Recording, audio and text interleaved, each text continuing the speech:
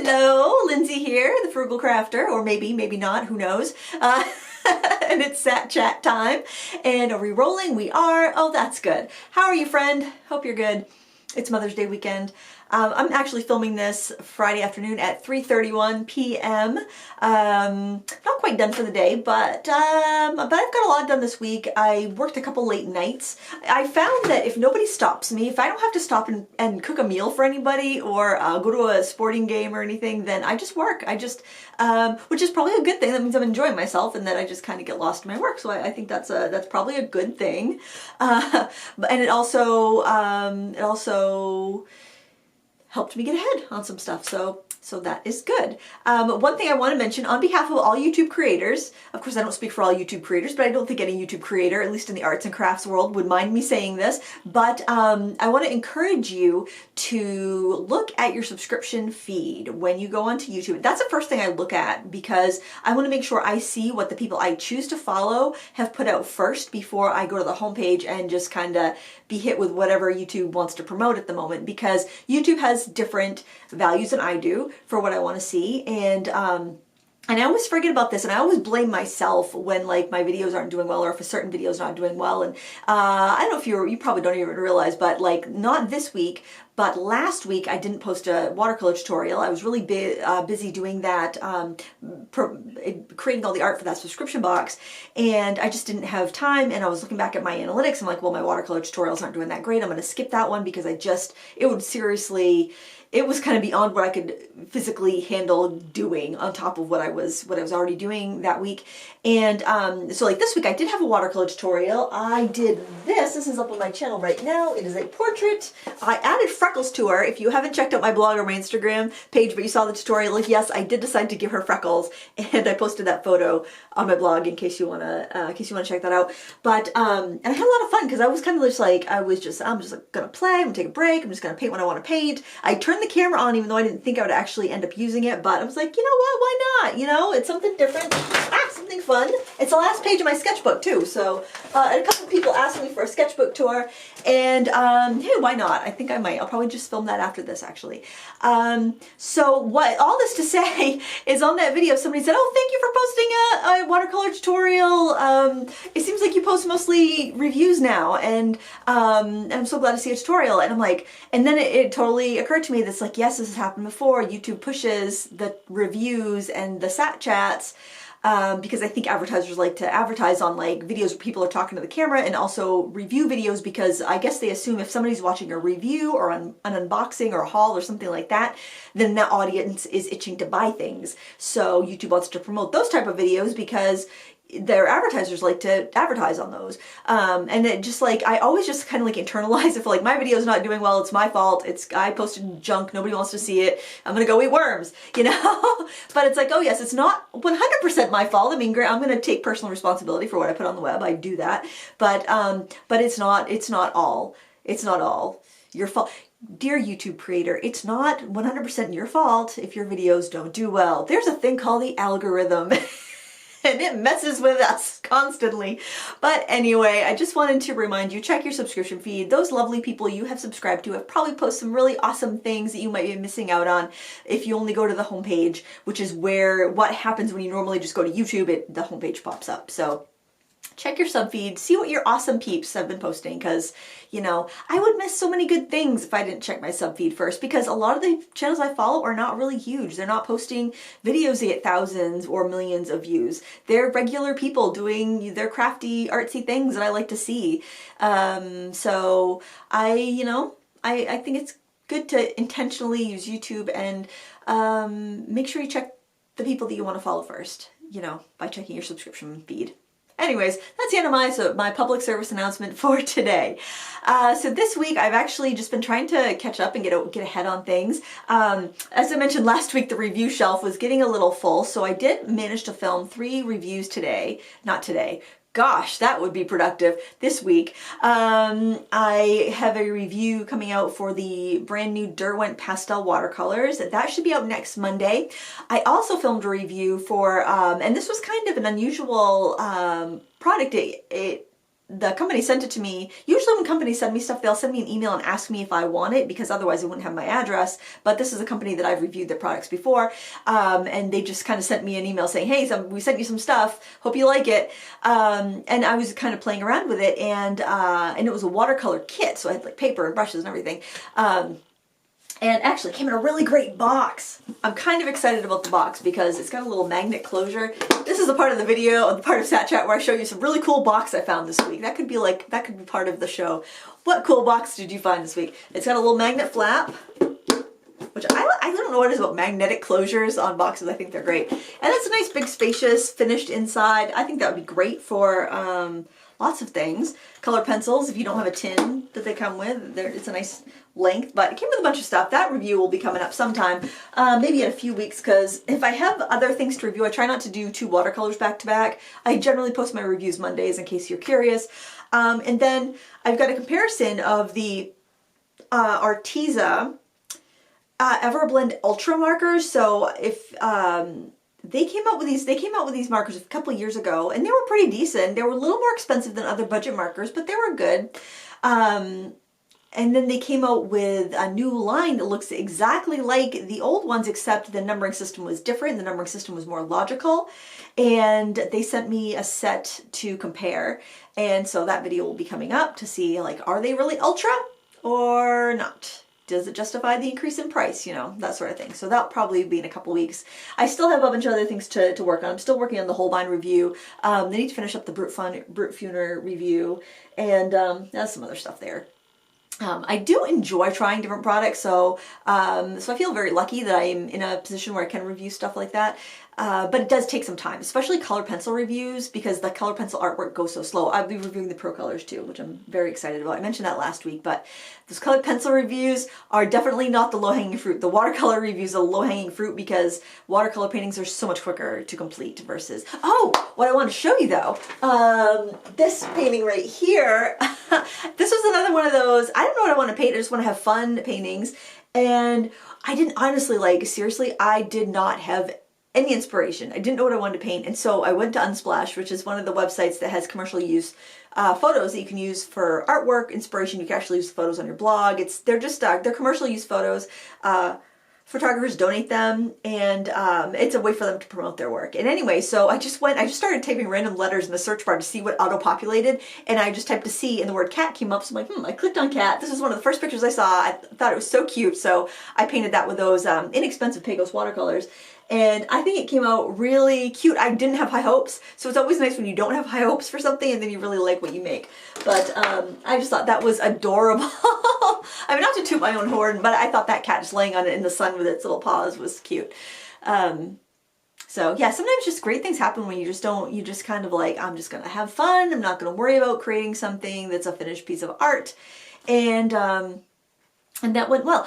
Also, for those of you in Critique Club, this is the project we're going to do. I hope the camera picks that up because it is an egg that's been, you know, cracked and used, and on a paper towel, basically. So there's not a lot of contrast, but there is, it's a study in white. So it's basically working on values and identifying values and really subtle color shifts. And so this egg, I saved it because I made Maisie a breakfast sandwich, and the egg was like this really pastel, like minty green color. We buy our eggs from actually a school teacher that has chickens. We actually, when we had chickens, and when we were kind of done with that experience, we gave her our coop and our chickens because she had some chickens and she was thrilled to have some more to the flock, add some more to the flock. They were still laying. They were only a couple of years old. It was just too much. It was too much. And anyway, so we just buy eggs from her now, so it works so perfectly. I'm telling you, the most expensive organic eggs that you could buy at the grocery store are a bargain when you compare them to raising your own chickens. At least that's my opinion. We welcome yours, Fred Nutter. Shout out to Fred Nutter. Only people from Maine will know that reference. But that's going to be in Critique Club. It might even be up right now by the time you're seeing this. I'm not sure. I'm not sure what's going on. Actually, when you're watching this, I will be traveling 2 hours to take my daughters to take their SAT exam, and it was kind of I'm very stressed. I'm very stressed about this whole season of life has got me stressed out, friends.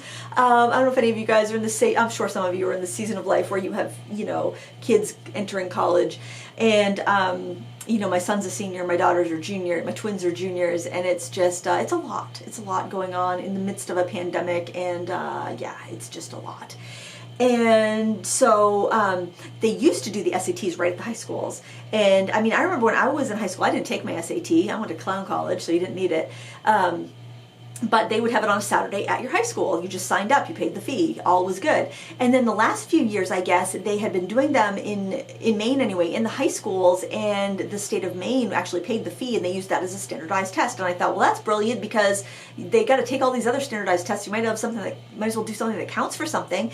And they do it right during the school day. So that's so convenient for parents and for kids.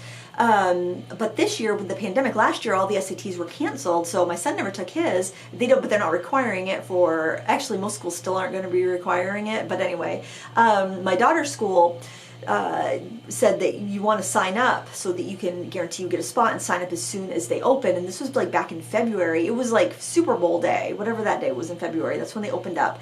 And so so all the kids signed up for their SATs, and I wanted to sign up. Well, I don't know. I was almost kind of like wait and see if the colleges even need them, but I don't want them to miss out on opportunities. So anyway, so we signed up. Oh, by the way, this isn't a tutorial for those of you that are typing angry comments. I came here to learn something. No, this is Sat Chat. You're not going to learn anything. We've discussed this in previous Sat Chats. So anyways, we sign up, and I'm like, I want to get the closest center. And the closest SAT to us was in like Pittsfield, which is about 45 minutes away. So we signed up for that, and then like a couple weeks later, we get an email saying that they're canceling that SAT, and everyone's been rescheduled to Farmington, which is like a couple hours away. I thought it was like 3 hours away. Luckily, it's a little under 2 hours away, so it's not that bad. But I was nervous about letting my girls drive there by themselves in case there was any problem with them getting in, or maybe one got in, one couldn't, and we'll get to why in a second. And then they canceled all of the March SATs and rescheduled all those kids to Farmington. So it's like, this is going to be crazy. And they also, like after like a week after we signed up, other parents were saying they couldn't even find a spot to sign their kids up, or everything was like Lubec, which is like on the Canadian border, like hours away. So yeah, it's been nuts. It's been a really stressful situation for kids and parents. Anyways,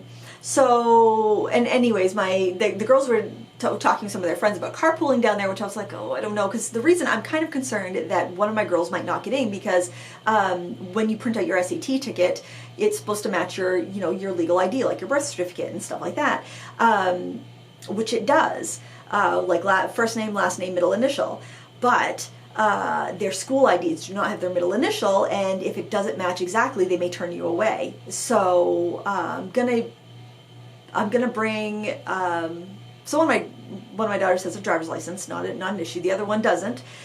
So I'm gonna bring the passport, and hopefully that the school ID passport, because I mean the passport photo is like 4 years old, so it's like it's not gonna really look exactly the same. So I don't know. I'm just concerned that they're gonna give her a hard time and she's not gonna be able to take the test. So if that's the case, then we'll just have a mommy-daughter day, and we will, I don't know, wander around and shop, or I don't know. I don't know. I'm gonna bring my watercolors in case everything goes well and I have 4 hours to myself in a town I don't know. Then maybe I'll find something scenic to paint, or I'll just roam around and see what I can see and explore the area, because I no point going anywhere. It's so far away from everything. It's like everything is at least an hour away from Farmington. It's like, what is this place? It's like a vortex. So anyway, it's going to be a struggle. I'm an early bird anyway, so I'm not too worried about getting up, but I usually don't sleep very well if I know I have to get up early. We'll have to leave around 5:30 in the morning, so I'm just kind of like, I'm just kind of stressed if we get late at all, or if there's any construction, road construction or anything. I just want to be there plenty early, because I'm just worried that we'll get there too late, and we'll have driven so far and not be able to get in. But anyway, that's my stress of the week. What's yours? So Mother's Day is this weekend, and hopefully you have some lovely plans, and hopefully if you are a mom, you're going to be treated well. And I did post a project if you are kind of a last minute Mother's Day crafter, and you will, or even if you just want to make some of these for fun. I have a free SVG on my blog, which is a die cutting file, and you can make these little plant picks. So like if you want to give your mom a plant, like a, I don't know, like a hanging basket or something like that, you could tuck one of these in, and it's cute, it's laminated, so you could wipe it off, like wipe off the dirt, use it as a bookmark if you want to, or if your mom wants to. And these I think are small enough that you probably could use packing tape for laminating them if you don't have a laminator. I really enjoy laminating things, I'm not sure why, but yeah, I have a lot of laminated bookmarks that I've made. So just, I don't know, it just seems so professional when you've got a lamination. I know, it's probably bad for it's definitely bad for the environment, but maybe these will be passed on. Heirloom bookmarks, heirloom plant pick bookmarks for future generations. I don't know, but I also did a tutorial on this card. If you want to make a Mother's Day card, you know, you get a flower stamp, I'm sure. You know, if you're a stamper, I'm sure you get a flower stamp. You can dig out of the stash and put it to use. You know, you don't need to go buy something to make this card. You probably have something, or print out some clip art. I don't know what you have, but I'm sure you have something. Speaking of, speaking of craft supplies, oh my gosh. So guys, I'm gonna need a moment of silence here. So you can, oh, I just gotta show you. So look at this jar. It is bigger than my head. Look at this jar. Isn't this massive? Isn't it a beautiful jar? So my husband is helping my brother-in-law clean out his house to put it on the market because he bought a smaller place, and that jar was full of white buttons, and I know it was full of white buttons. My husband dumped the white buttons in the dumpster to bring home the jar. So moment of silence for the white buttons. Is that bad? I'm just like, white button jar, the jar full of white buttons. Do I need more white buttons? No, this is my jar of white buttons. Let me just show you. This is, I do not want for buttons. I have plenty of buttons, but my heart hurt. My heart hurt that was full of white buttons and they got dumped in the dumpster. I just felt so bad. I felt so bad about that. So, can you relate? I don't know. I don't know, but if I meet an untimely demise, if I die before he does, you guys need to come dumpster dive at my house because I'm sure he'll be throwing away all this great stuff. There'll be buttons, there'll be watercolors, there'll be everything. So make sure you hit the dumpster out front of my house if I ever, you know, buy the farm, as they say, because I wanted to go to somebody who will appreciate it. The colored pencils. Can you even imagine? There would be so much good stuff in that dumpster. I have a lot of good stuff. I've accumulated. You know, the only area of my life that I feel like I'm a hoarder is definitely in the creative realm, in the art supply realm. And I don't even know if I consider that a hoarder because I'm sure people differ. Everyone has their own level of comfort clutter that they're comfortable with. But I do plan on teaching work. Like until the pandemic, I taught workshops, and in the workshops I taught, I had to bring all my supplies because it was generally traveling workshops. People are traveling to come to them, and I was responsible for all of that. So it was nice to have this variety, a lot of like different things for people to try, and so it was put to good use. And once my kids are all grown and flown, which will probably be in the next, I don't know what to consider grown and flown though, because when the kids are in college, I imagine they'll still want to come home during the summer. Maybe they won't. Maybe they'll be like, I'm out of here. Maine is cold. I'm done. Which I would not be surprised if that's the case. They all want to go out of state and leave their poor mother to freeze in Maine. I hope they move someplace warm though. Then I can go and live in their basement in the warm place. Oh, I don't know. Yeah, think about Hawaii, children. I don't want them to go to college in Hawaii. That's so far away. But anyway, what we were talking about, hoarding supplies. So I do intend on teaching. When we put our edition on last year, and oh my gosh, I am so grateful that we did that last year and not this year because lumber prices are insane. Oh my word, if you guys are building something, you have my sympathy. I am so glad we did that when we did, because this year would have been insane. But anyway, when we put that edition on, the plan was for that to be my studio when the kids are gone. So I will have plenty of teaching space because we have a heated garage and the studio's above it, and it's massive. So I will have plenty of room to teach, and that was the plan. So yeah, that's kind of my after the kids move out plan, and then and then so having all of those supplies, still the ones that won't go bad obviously, will be very handy, because usually people bring their own supplies, but if it's something like a workshop where you're kind of like let's learn about alcohol markers, let's learn about color pencils, something like that, where you wouldn't expect people to go and shell out a bunch of money unless they're sure they like it. I like to do things like taster kind of workshops where people can try things out and decide, are watercolor crayons for me? Are color pencils for me? Is this something I would really want to invest in? Because it's better to try it if you like it before you spend hundreds of dollars on supplies that you might not like. So that's my justification. That's how I justify. That's how an addict justifies their addiction, I guess. I don't know.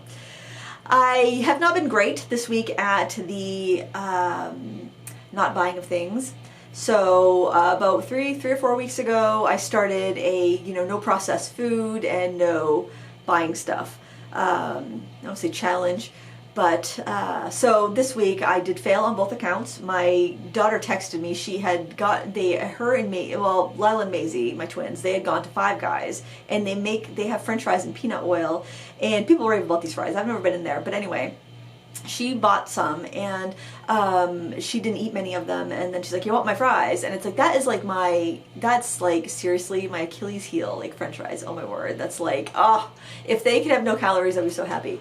Though, like French fries and potato chips, man, oh man, that's like the hardest thing for me to resist, and I didn't resist, and I ate like that container of French fries. So fail on that, but I'm like, you know what, overall I do fine. So, and it's not really processed. It was a whole food, and it was just fried. So not technically processed. I don't know. So anyway, totally fessing up to that one. And then, which explains probably why the scale did not move this week. And then this week my husband hit the big 50. He turned 50. And I had purchased a present for him, and while see, what happened was I got an email from a stamping company. And they were touting these little finger ink blending brushes, and I've never been an ink blending tool that I didn't have to try for myself. But they were $40. It was 10 of them, it was $40. And I was like, what? Now, come on. There's got to be a generic version of that, because pretty much all of these newfangled blending tools that come out are already available on Amazon for way cheap, because they're all buying them from the same factory in China. So I found this for $10, and I will link it down below, and I think it's the exact same thing. The only difference is that I think the ones that the stamp store is selling for $40 have a black and a brown. These don't have a black and a brown. So this is a set of 8 for 10, and the stamp stores are selling a set of 10 for 40. So there would just be an additional black and brown. But I've got my dollar store blenders and things like that. I can use that, and I have a black and a brown for that. So I thought this was neat. They come apart, they stick on your finger. What I really like about this though is this would be really handy for sticking in my travel bag for stamping on the go. And I will do a demo with these, probably in my next card making thing. But I mean, I think they're the exact same thing. They're just soft bristles, very much like the blending brushes that are on the makeup handle. So if you saw those and you're like, oh, I'd love to have those, but I'm not paying $40. $10, friends. I will link down below in case you're interested. It's from that same company actually that did makeup brushes. That's like when I bought my daughter the foundation brushes. It was before they were being used as ink blending brushes. It was that same company, Yozen or something. I know I'm probably mispronouncing that because it's a weird name, but yeah, so now they've remarketed all of their makeup brushes to ink blending brushes, and I thought that was pretty cool. I don't know if these were originally sold as makeup brushes or not. I had seen them on an old CHA video from well, they didn't have one last year. Did they have one last year? Yeah, it would have been last year's. But I've just been seeing them pop up in stores in emails now, so I thought, why not? $10, I'll give it a try. So yeah, I mean, did I need it? No. Will I use it? Yeah, I will. So the stamp show, it looks like the stamp show in Massachusetts in June is going to be on. So I am pretty much planning to go, but honestly, I'm very nervous about making any sort of plans. So we'll see. I feel like I would really love to get away and just have a few days where I hope that water pump is not annoying you as much as it's annoying me, because it's I waited for the furnace to stop making noise before I turned on the camera, and now that's going. But anyway, I feel like I need like a day, a couple days where I don't have to walk the dog or fix anybody food or those are the two big ones. I don't know why. It's like, I know it's good for me. Walking the dog every day is good for me, but lately I've just been like, like exhausted before my day has even begun, just like, oh, before I can even do anything, before I can even start work, I've got an hour-long walk in front of me, and it's not like, and I enjoy walking, it's not, and I listen to a podcast, and it's not, I just think I'm just tired of it. It's just the same thing day after day. I think I'm just tired of it. The dog is very habitual, and she likes to do the same route every day unless she sees one of her dog friends that she could walk with, and she would follow a dog friend wherever they wanted to go. But she's very habitual, and trying to get her to walk the other way, she's just, it's not fun. She just kind of digs her heels in, and I know I should probably have a better trained dog, but that's her only thing. I mean, she's a good dog. She just gets a little anxious. She's kind of an anxious dog, so I think also keeping a habit, like keeping a regular routine is good for an anxious dog, but I don't know. Do you know they actually have Prozac for dogs? The vet had said they could put her on Prozac if we thought that her anxiety was a problem. She's not chewing up things. I think it's just her personality. I don't know. I'm not a dog psychologist. That is not on my list of skills. I'm trying to think if there's anything else that I wanted to mention. I might not have a Sat Chat next week because my second dose of my Moderna vaccine is on Thursday. I don't know if I mentioned this already because I started this video like 3 times now. The furnace is going. Guys, I'm sorry. And I'm having that on Thursday afternoon, and I film Sat Chat on Friday. And I'm concerned that I may have side effects because my husband did. He had the Moderna vaccine, and 2 of my kids, all 3 kids had the Pfizer, and their second dose, 2 of them were just exhausted, headachy, feeling yucky the next day, and 1 didn't have any side effects. So I don't know if I'm side effects or not, but I want to just kind of just let you know that I might not have a Sat Chat. But I did have some people ask for a sketchbook tour, so I might post that instead. So yeah, anytime I try to film the Sat Chat early, I always have to refilm it because I'm not happy with it, or something interesting happens, like after I film it, and then it's like, well, that's the only interesting thing that's happened to me all day. The other Sat Chat was lame and boring. Now I actually have something to talk about, so I have to talk about that thing. So I don't know. So there may not be. I don't know. I don't know how I'll be feeling. I've got a really busy weekend, and then I don't know what I have planned next week other than the vaccine and taking my daughter for another shot at the driver's license. Oh, I hope she gets it. Man, I don't see why she wouldn't, but I don't know. I get very superstitious about things like, traveling during a pandemic, and, I was very superstitious about getting my driver's license. I felt like things had to be aligned, planets had to be aligned in order for this to work out. So I'm hoping that it all works out. Gosh, wow, we just talked about nothing for 27 minutes. I can't believe it. I hope you didn't feel like you wasted your time. That's all I got, guys. It's been a pretty boring week, I guess. I don't really have much to talk about. I hope that you have enjoyed our little visit this week, and yeah, have a wonderful weekend. Have a wonderful Mother's Day. I'm going to see my mom on Mother's Day. I'm looking forward to that because I haven't seen anybody in quite a long time, and everyone's vaccinated. Mom is fully vaccinated, so